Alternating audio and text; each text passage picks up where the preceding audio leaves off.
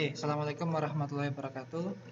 Selamat pagi, salam sejahtera untuk kita semua. Semoga kita semua selalu dalam perlindungan Allah Subhanahu wa taala. Oke, baik anak-anak. Mungkin banyak materi yang sudah terlewat gitu, dan mungkin kalian juga masih belum mengerti tentang banyak materi tentang jaringan dan komputer dasar. Jadi mungkin mulai minggu ini Pak Nisar akan sering-sering upload materi ya, biar bisa kalian pelajari, sekalipun mungkin nanti sekolah sudah libur ya. Jadi kalian tetap bisa menyimak materi atau mengerjakan tugas mungkin di grup kelas itu. Nah, jangan khawatir masalah paket data, karena nomor kalian sudah kami daftarkan untuk memperoleh paket data sebesar 10 GB. Itu bisa digunakan untuk YouTube, yang tidak bisa digunakan untuk Facebook dan Instagram, tapi untuk YouTube bisa. Jadi bisa kalian gunakan. Dan apabila ada di antara kalian yang tidak dapat, segera lapor ke Pak Nisar untuk Pak Nisar aktivasi bantuan kuota tersebut ya. Gitu. Oke, baik, hari ini kita berbicara tentang menganalisis permasalahan pada perangkat keras. Apa itu perangkat keras dan bagaimana cara menganalisisnya atau bagaimana cara menanganinya? Nah, kita coba berbincang-bincang hari ini. Oke, yang pertama perangkat keras gitu. Nah, di situ ada banyak gambar ya. Nah, itu adalah perangkat keras semua. Itu keras semua itu kalau dipukul itu. Maksudnya perangkat keras bukan seperti itu. Jadi perangkat keras komputer di sini adalah bagian dari sistem komputer, pastinya itu sebagai perangkat yang dapat diraba, dilihat secara fisik dan bertindak untuk menjalankan instruksi atau dari perangkat lunak gitu. Pak, di sini ada kata-kata perangkat yang dapat diraba gitu. Ini maksudnya bagaimana gitu. Nah, kita sadari bahwasanya komputer itu terdiri dari 3 bagian utama. Ada yang namanya perangkat keras, ada yang namanya perangkat lunak, dan ada yang namanya brainware atau orangnya gitu. Jadi kenapa dia bisa dibilang dapat diraba? Ya karena dia termasuk perangkat yang bisa dilihat nyata gitu. Apa ada perangkat yang tidak bisa dilihat dengan nyata? Ada. Namanya perangkat lunak gitu. Keberadaannya ada tapi tidak bisa diraba karena dia akan berupa aplikasi gitu. Jadi mohon dipahami bahwasanya bagian komputer terdiri dari 3, perangkat keras atau hardware yang sedang kita pelajari hari ini, itu alatnya yang berupa fisik ya. Kemudian ada yang namanya software yang berupa aplikasi. Yang terakhir ada yang namanya brainware, itu merupakan penggunanya. Bisa operator, bisa programmer, bisa desainer, nah itu namanya brainware. Gitu. Hardware itu berperan secara menyeluruh terhadap kinerja suatu sistem komputer. Nah, bagaimana cara kerjanya nanti akan kita bahas di bab berikutnya. Yang penting kalian harus mengetahui bahwasanya komputer fisik yang sering kalian pakai itu merupakan perangkat keras.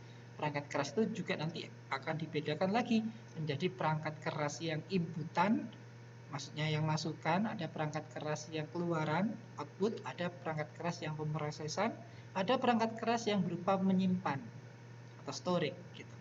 Nah, kalau yang inputan bagaimana Pak? Ya, inputan berarti memasukkan. Kira-kira alat komputer yang sering kalian gunakan yang fungsinya untuk memasukkan sesuatu itu apa? Benar, ada contoh mouse, itu memasukkan perintah. Ada keyboard, menginputkan angka-angka atau huruf-huruf. Gitu. Ada scanner. Gitu. Kalau yang output bagaimana? Berarti yang keluar dari komputer. Bisa berupa audio, berarti berupa sound ya. Bisa berupa bentuk fisik mungkin seperti kertas, seperti kita berbicara printer gitu. Nah, kalau misalnya yang berupa penyimpanan Pak, nah penyimpanan berarti sesuatu yang bisa menyimpan berkas atau file yang kita punya gitu, seperti flash disk, USB ya maksudnya.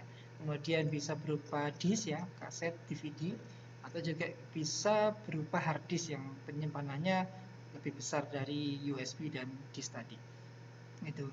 Nah, kemudian yang terakhir untuk memproses ya cuma CPU itu saja. Nanti CPU juga bisa dibagi, ada yang ALU, ada CO gitu. Nah, kalau kita berbicara perangkat keras, saya yakin 1 jam tidak akan selesai. Gitu. Oke, kita lanjutkan saja ya.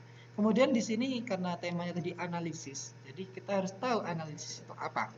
Di sini analisis diartikan sebagai aktivitas, pasti sebuah aktivitas kalau analisis itu, yang memuat sejumlah kegiatan seperti mengurai, membedakan, memilah sesuatu yang untuk digolongkan dan dikelompokkan kembali menurut kriteria tertentu, kemudian dicari kaitannya dan ditafsir maknanya. Itu yang disimpulkan oleh Wirahadi. Kemudian dalam definisi lain, analisis itu adalah proses menyadari sesuatu dengan teliti dan hati-hati, atau menggunakan data dan metode statistik untuk memahami atau menjelaskan hal tersebut.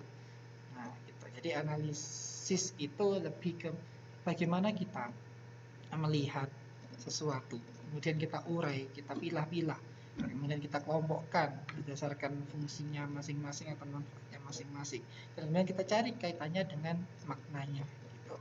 Nah, langsung saja, karena ini sudah analisis sudah tahu, hardware sudah tahu atau perangkat keras, kira-kira biasanya di komputer itu apa saja yang sering terjadi masalah. Nah, ini.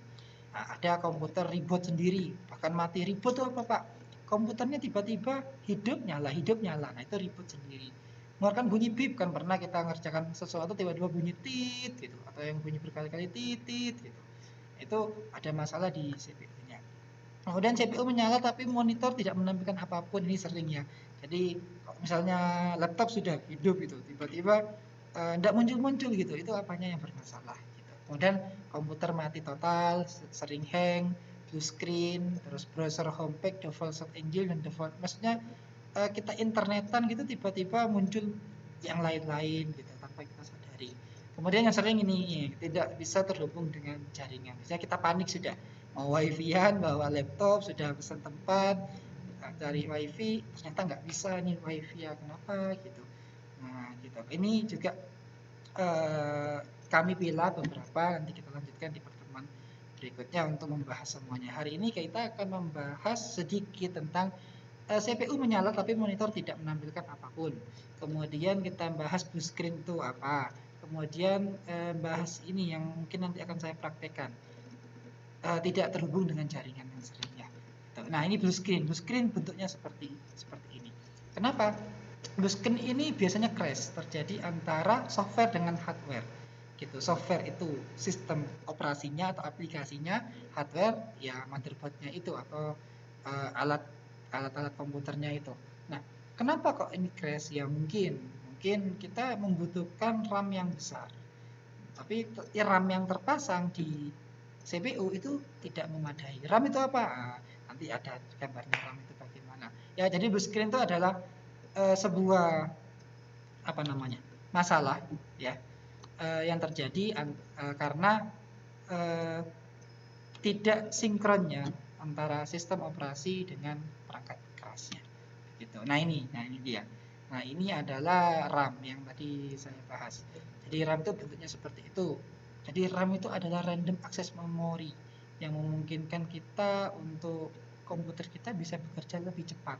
Misalnya main game gitu cepat, terus kita kemudian menjalankan beberapa aktivitas tidak ngehang gitu, nggak ngeload gitu ya. Jadi ini yang namanya RAM gitu. Nah kemudian ternyata RAM-nya juga ada masalah yang lainnya gitu. CPU menyala tetapi monitor tidak menampilkan apapun. Nah ini, nah berarti RAM-nya harus diganti karena RAM-nya sudah tidak berfungsi dengan semestinya gitu. Jadi kalau sudah seperti itu langsung saja dibuka komputernya, dicopot, RAM-nya diganti dengan RAM yang baru.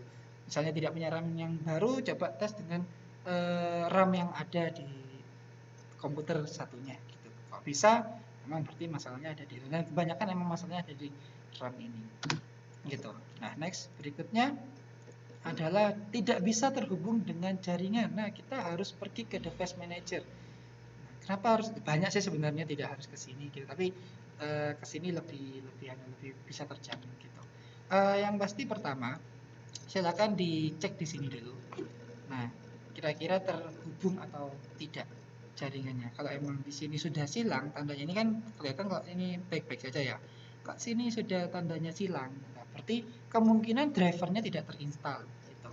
Atau mungkin ada masalah yang lain karena mungkin terblokir dengan virus dan sebagainya gitu. Device manager apa?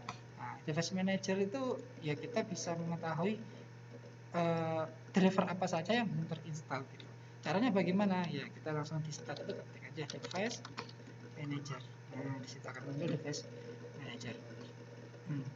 Nah, kemudian di device manager ini banyak, tidak hanya jaringan data ya, bukan hanya wifi yang terhubung, tapi mungkin kamera, audionya nggak nyala, kenapa? Nah, di sini ya kita cara memperbaikinya.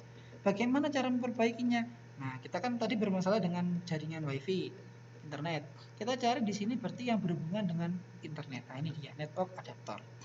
Nah, karena semuanya terpasang, berarti semuanya aman. Kalau nggak terpasang bagaimana?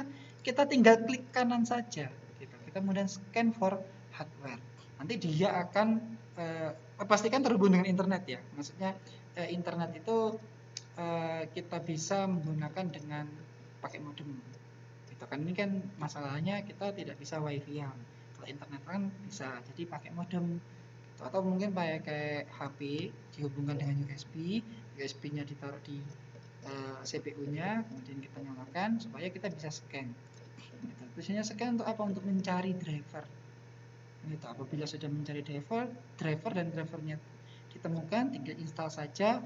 Nah, nanti yang silang akan jadi seperti gitu.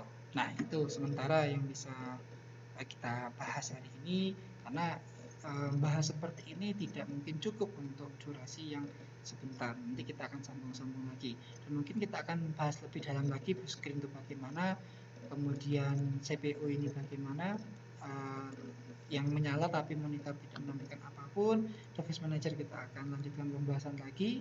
Nah, jadi tetap pantau terus grup, karena kita akan terus membagikan materi dan tugas di sana. Oke, terima kasih cukup hari ini. Semoga selalu sehat, semoga selalu bahagia, supaya imun kita tetap tinggi dan kita bisa bersama kembali di semester depan, bisa tatap muka dan bisa praktek dengan semestinya. Kami akhiri, assalamualaikum warahmatullahi wabarakatuh.